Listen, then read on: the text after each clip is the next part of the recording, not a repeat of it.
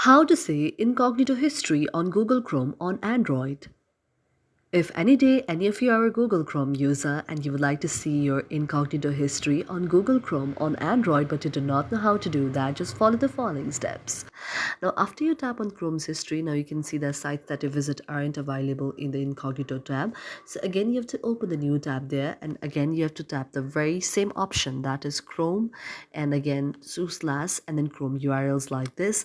And again you can see an interface like this. Now you have to tap on the option of Chrome history.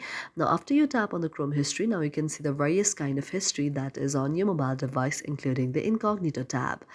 For this, first of all, you have to launch the Google Chrome like this, and then you have to open the very incognito mode on your mobile device. Now, one thing you have to remember is whenever you use the very incognito mode, you might think that you won't have the very history of the incognito tab there. But even still, whenever you use the incognito tab, your history can be seen on your very Google Chrome. So for that, you have to go to the search icon, and then you have to search like this Chrome. You have to search the two dots there and slash, and after you do the slash, now you have to write Chrome URLs. Thank you for watching our video, and if you really like it, do not forget to subscribe our channel.